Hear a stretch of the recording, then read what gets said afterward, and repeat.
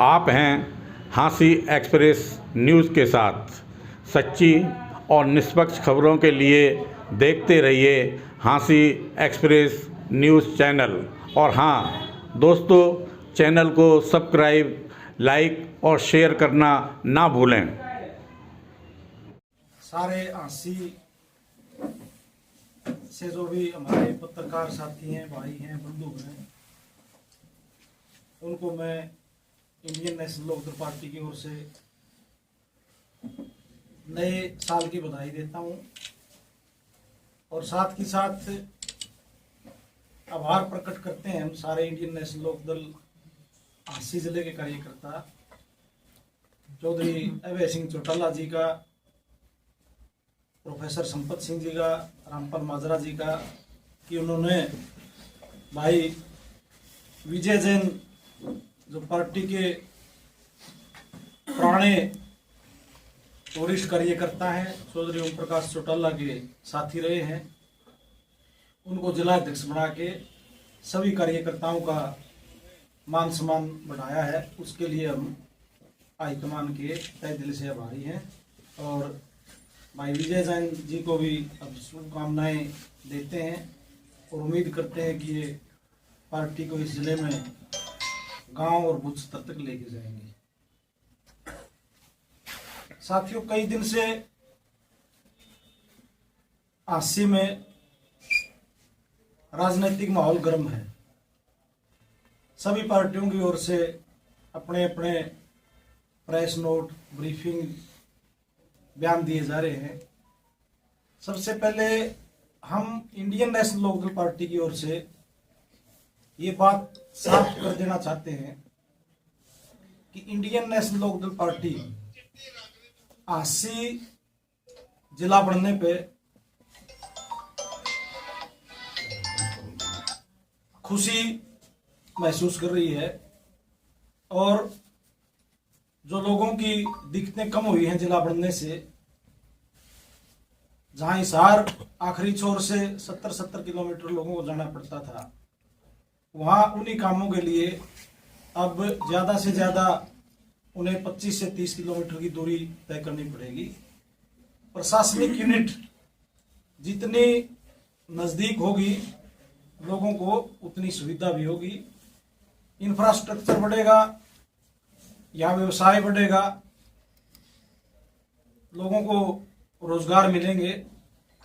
इस बात में तनिक भी विरोधाभास नहीं है। साइलेंट कर दो। कहीं कोई इस तरह की बात किसी विपक्षी दल ने चलाई है कि हाँसी जिला बनने में इंडियन नेशनल लोकदल को नाराजगी है, कोई दिक्कत है, तो इस तरह की कोई बात नहीं है। हम हाँसी जिला बनने का स्वागत करते हैं। बात जहां से चली,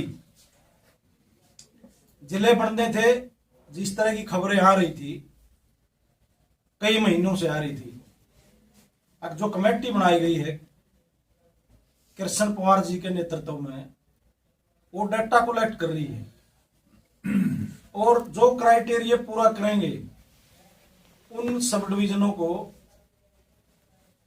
जिले में तब्दील करके और जिलों की संख्या हरियाणा प्रदेश में बढ़ाई जाएगी। उसमें नाम आते थे, डबवाड़ी का भी नाम आता था, हाँसी का भी नाम आता था, बुढ़ाना का भी आता था, मानेसर का भी आता था, असंध का भी आता था। और ये भी खबरें आई कि इन सब ने क्राइटेरिया पूरे कर लिए हैं और इनकी घोषणा जल्द से जल्द भारतीय जनता पार्टी की सरकार हो सकता है हरियाणा दिवस पे कर दे। लेकिन सारे कयास रहे, अचानक से एक जिले की घोषणा होती है, आनन फानन में मुख्यमंत्री का प्रोग्राम रखा जाता है और पूरे हरियाणा प्रदेश में कहीं कोई दूसरा जिला घोषित नहीं होता, हाँसी को जिला घोषित कर दिया जाता है। लोगों में ये चर्चा चलनी स्वाभाविक थी कि इतनी जल्दबाजी सिर्फ हाँसी के लिए क्यों की गई। बाकी जिले भी उतने ही क्राइटेरिया पूरे करते थे और वहां के लोग भी चाहते थे, सबकी इच्छा थी, वहां भी भाजपा को राजनीतिक लाभ मिलता यदि उनको भी जिला बनाते। इस बात पे बात चली, लोगों में आम चर्चा है ये हांसी में, ये कोई राजनीतिक आरोप वाली बात नहीं है। काशी के चारों तरफ जिस तरह भरमार होगी कॉलोनियों की, चाहे वो वैध हैं और चाहे अवैध हैं, सत्ता पक्ष के लोग जिस तरह सुबह नहा धो के किसानों की जमीन लूटने के लिए घर से निकलते हैं और शाम तक एग्रीमेंट कोलैबोरेशन या अवैध गलियों की जो अवैध कॉलोनियां काटने के लिए जमीनें जुटाने का प्रयास करते हैं। चौधरी अभय सिंह चौटाला से जब किसी पत्रकार ने चंडीगढ़ प्रेस कॉन्फ्रेंस में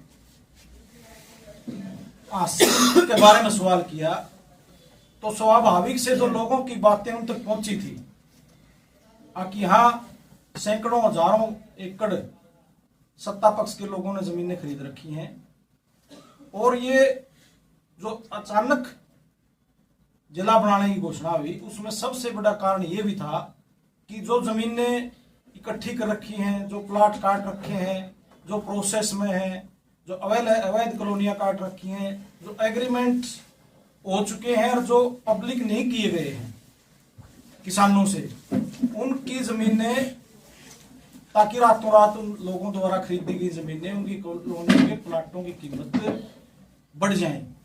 और ये हुआ भी।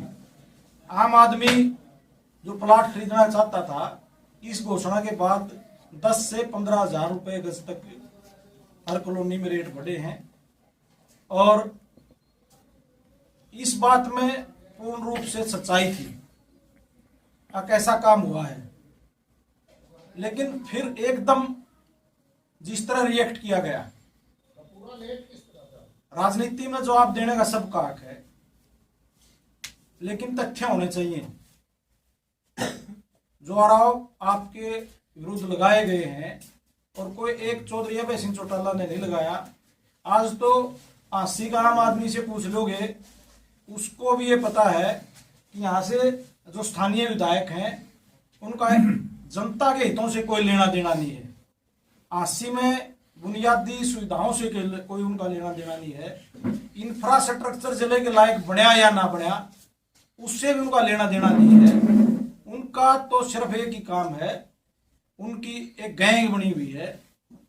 मैंने पहले भी बताया, वो सुबह सुबह जो आसपास के हमारे गांव हैं किसान भाइयों के, उनमें निकल जाते हैं बड़ी बड़ी गाड़ियां लेके, और उनका किसी भी तरह किसानों को बुरगला के उनकी जमीन हथियाने से सिवा कोई एजेंडा आज के दिन नहीं है।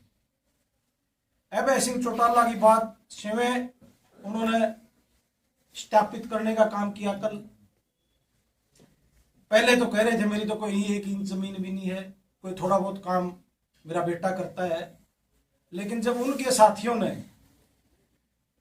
जो लोग कॉलोनाइजर का काम और भी करते हैं शहर में या शहर के बाहर, उन्होंने जब ये बताना शुरू किया कि भाई ये इस चीज से इनकार क्यों कर रहे हैं, कोई कानूनी जुर्म तो है नहीं, यदि आपको लीगल कॉलोनी काट रहे हो तो फिर आप स्वीकार क्यों नहीं करते।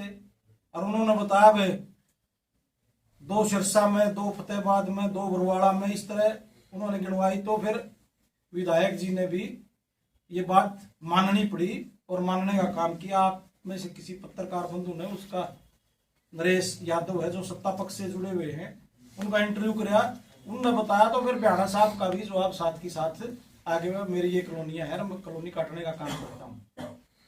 तो चौधरी अभय सिंह चौटाला ने क्या कहा था, ये बात उन्होंने कही थी। फिर उस पर इतना ज्यादा रिएक्ट करने की क्या जरूरत थी।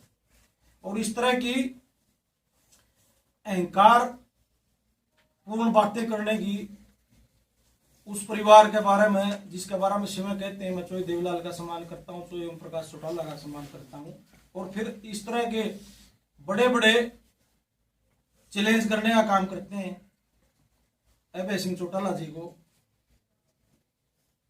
हमारी व्यक्तिगत कोई विनोद भ्याणा से कोई दुश्मनी नहीं है, वो काम कर रहे हैं, प्रॉपर्टी डीलिंग का कर रहे हैं, उससे भी हमारे को कोई दिक्कत नहीं है। लेकिन जनता को दिक्कत है, जनता को ये दिक्कत है, वह जिन बातों के लिए विधायक चुना जाता है उनको पूरा करने की बजाय आप लग गए कॉलोनी काटने में। कॉलोनी काटनी थी तो इलेक्शन क्यों लड़ा था? सारा प्रशासन आपकी कॉलोनियों के जो नक्शे पास करने में, बुनियादी सुविधाएं देने में उसमें जुटा रहता है। जहां आपकी कॉलोनी कट जाती है वहां रोड